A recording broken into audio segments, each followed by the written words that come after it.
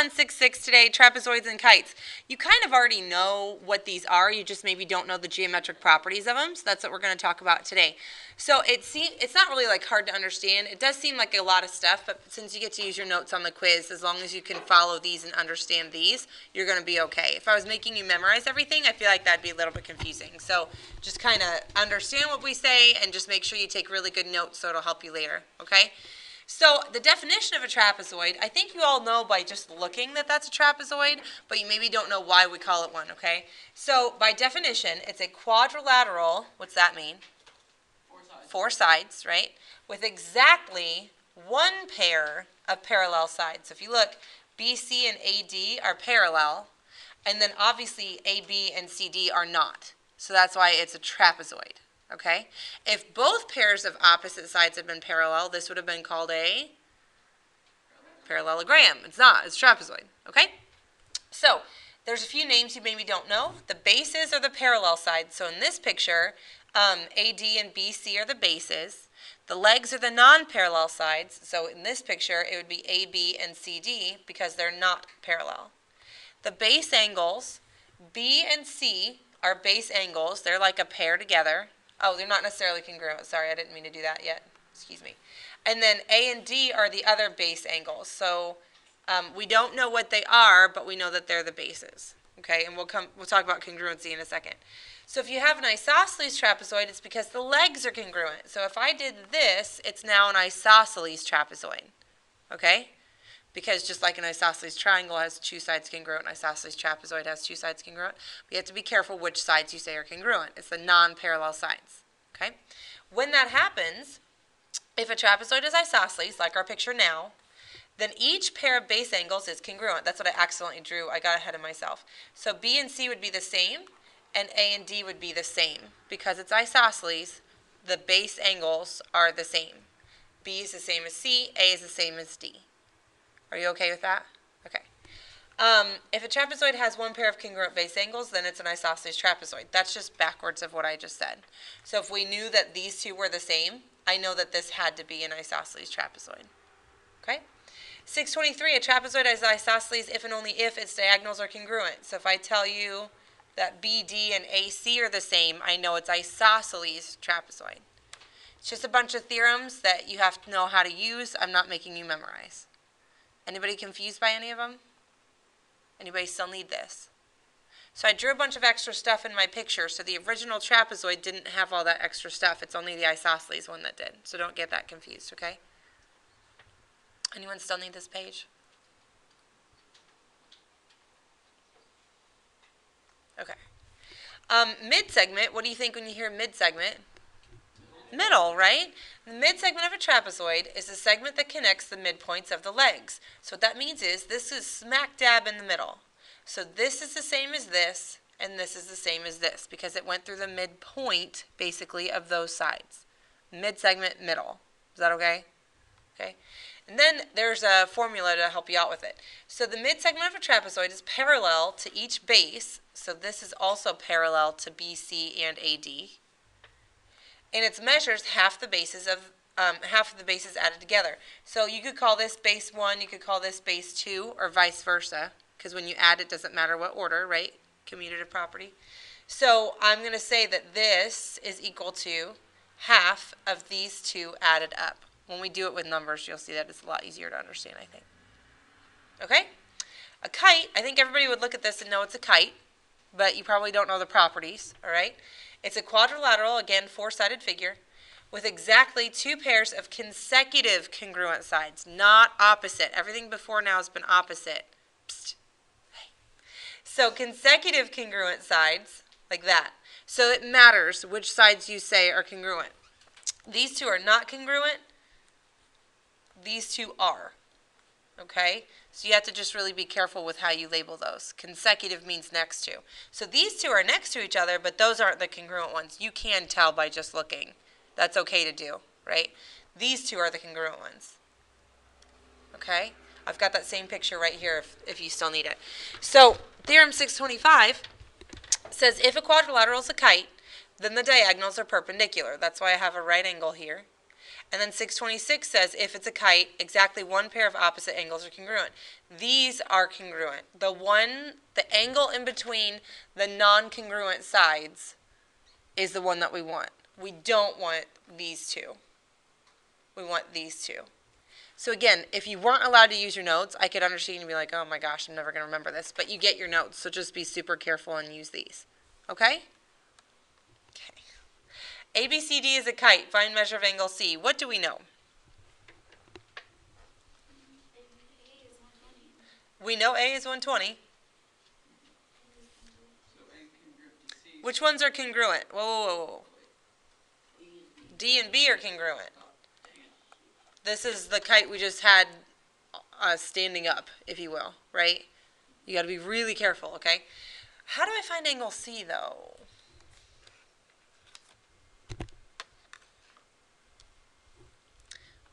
Yeah. Very good. We know that this is a four-sided figure. So our formula from, I don't know, a couple days ago, this one, right? The only thing I know is that all these add up to 360, right? So take 360 minus 85 minus 120 minus 85, or however you want to do it, right? And what do you get? Use a calculator, it's okay. 70, yeah. Do you guys understand why we knew it added up to 360? It's a four-sided figure, right? So you follow the formula from a couple days ago, and then we're only missing one angle, so just subtract from 360. Anybody confused? Okay. What shape is number 9? Trapezoid. What kind is it, though? It's an isosceles. See how those are both 8? Okay.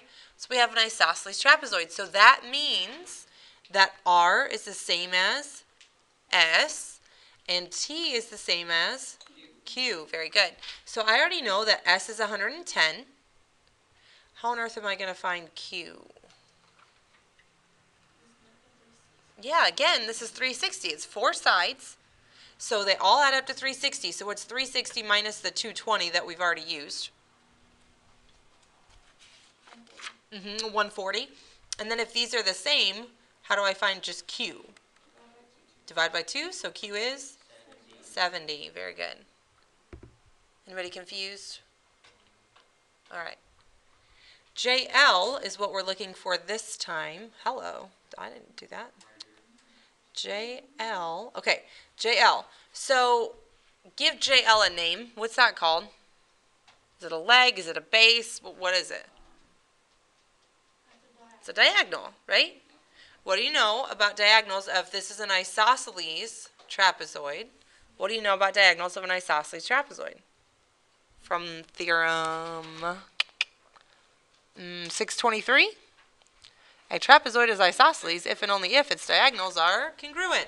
So if KM is 11, then JL is 11.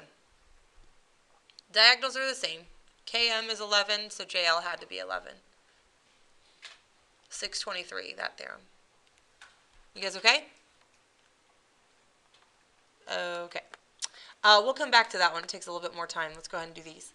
For trapezoid QRTU, they told us it's a trapezoid. V and S are midpoints. So I'm going to go ahead and say that I know that's the same and I know that's the same. I also know that these are all parallel. I don't know if I need that or not, but I do know it. Do you guys understand why I knew all that stuff? Okay? So you're going to need to use this information once, and then I'm going to erase it and use it again. If you have a pen, I guess you could scribble it out. But QR is 4. I'm just going to label everything. UT is 16. Find VS. I'm going to call it X for right now. You could call it VS, but I think people get confused when you do that. So what are we going to use? Go back to the front. Yeah, your mid-segment thing, right? So the half of, I'm going to write mid-segment is half B1 plus B2. Okay? What's one of my bases? 4. What's the other one? 16. What's half of 20? 10. VS is 10. Do you guys get how to use that formula? The mid-segment is equal to half of the two bases added up. You can do the bases in any order. 4 plus 16, 16 plus 4. Either way, it's 20. And half of 20 is 10. Did I lose anybody? Okay. When you're ready, you want to erase the 4, the x, and the 16 because we have new information with the same picture. Does anyone still need this before I start erasing?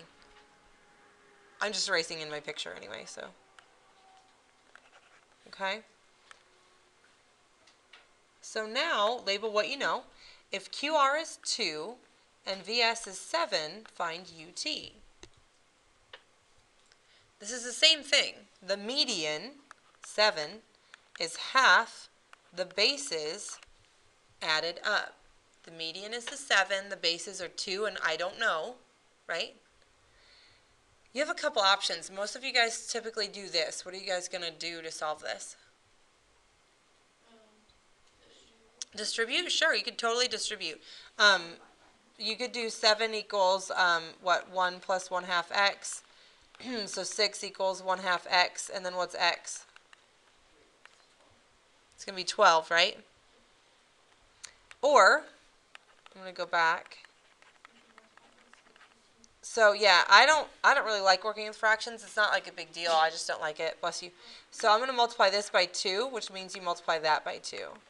So I would just have 14 equals 2 plus x. So 12 equals x. Either way, it's 12. I don't care how you get there. I just wanted you to know that's an option to multiply by 2 on both sides. Pick away. 12 equals x? Where do you see 2 equals x? Oh, on the 14 equals. Oh, excuse me. 2 plus x. That's what I meant. Sorry. Got way ahead of myself. This shortened schedule makes me a little twitchy. You guys okay? Anyone confused? Just out of curiosity, how many of you prefer the distributive option? How many of you prefer the times 2? Okay, just wondering. All right.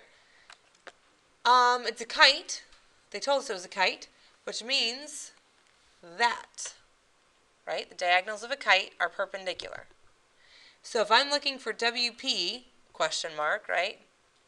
I know that I have what kind of a triangle? A right triangle. So I know that 4 squared plus x squared, I wrote the answer, 6 squared. Do you guys get that? The legs squared added up together equals the hypotenuse squared. Okay? So 16 plus x squared equals 36. Now what? Subtract 16, and I get, what's 36 minus 16? 20. Now what? Square root both sides. Technically, when you square root both sides, you should say plus or minus, but we can't have a negative side. That doesn't make sense. So let's just break down the square root of 20. What's the highest perfect square that goes into 20 evenly? 4 and 5. What's the square root of 4? 2. So 2 root 5. I shouldn't call it x. What was it? WP. 2 root 5 is your final perfect I'm done answer. Ask me a question before we move on if I lost you somewhere. Yeah, so the last one we're going to do is number 12. I think it's easier with graph paper. So up there in the front, there's some squares in the corner of the table. If you want graph paper, great. If you already have some, fine. If you want to just sketch it and look at mine, we can count together. So I don't really care what you do. If you want to get a piece of graph paper, do it now. And then graph the thing, label it, right?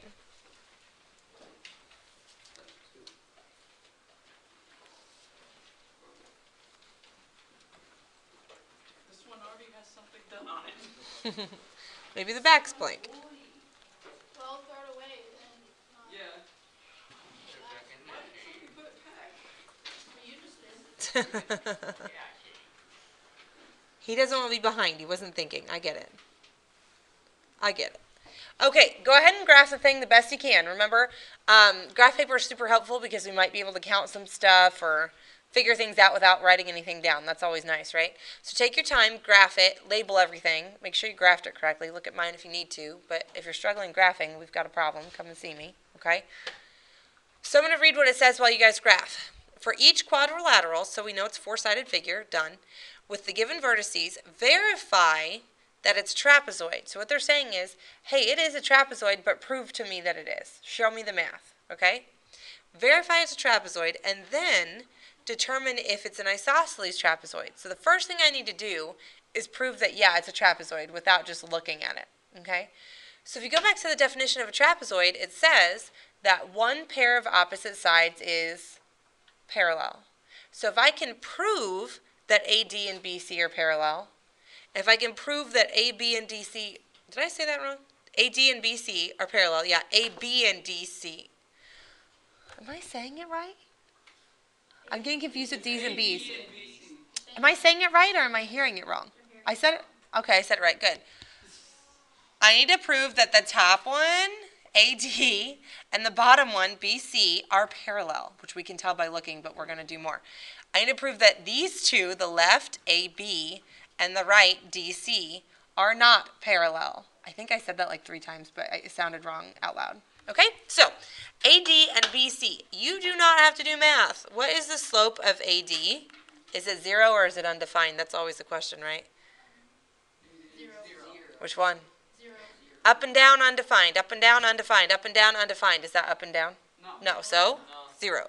Slope of BC would be? Also 0. Okay, good. Check mark, right? Those are parallel, so that's good. So AB, slope of AB, and slope of DC better not be parallel, right? If they are parallel, this would have been a parallelogram. That's not what they said. They said trapezoid, right? I'm going to count. I don't want to do math unless I have to, and I'm the math teacher and I like doing it, right? If I can save time, I want to. So I'm going to count, right? You could do slope formula if you want to, though. It doesn't matter. So I'm going to rise over run. So rise 1, 2, 3, 4, run 1. So the slope of AB is 4, because I went up 4 and right 1, 2 positives. And the slope of DC, rise, I'm going to rise 1, 2, 3, 4, and run 1, 2, 3 negative. You can put the negative wherever you want, by the way. Okay. So are those the same? So are they parallel? No. So yes, this is a trapezoid. We've proven it. Is everybody comfortable with what we just did? Because they said verify, you had to give me those 4 slopes. That's not an option, okay? The second part is it isosceles?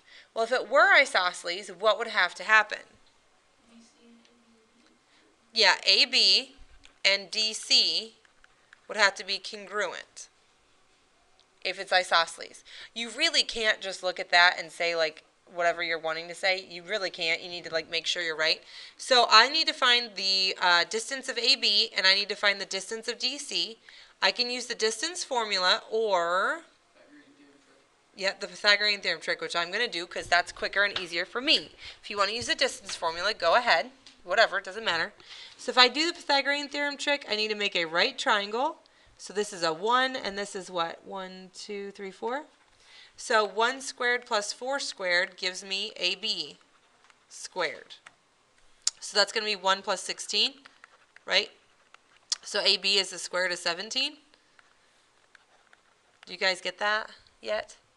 I think the Pythagorean Theorem trick is worth learning. If you want to come and see me in a win sometime, I'm happy to help you. If you want to do this distance formula way and you want my help, let me know later, okay? So for this one, I need to make a right triangle as well. This is 1, 2, 3. This is 1, 2, 3, 4. This is I don't know, right? So 3 squared plus 4 squared is I don't know squared. So 9 and 16 is 25. So square root both sides, and DC is 5. Are those the same? So do we have an isosceles trapezoid? No.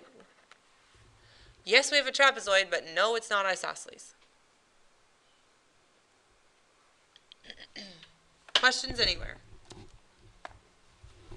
Did I lose you? Do you need me to go back to something? Okay.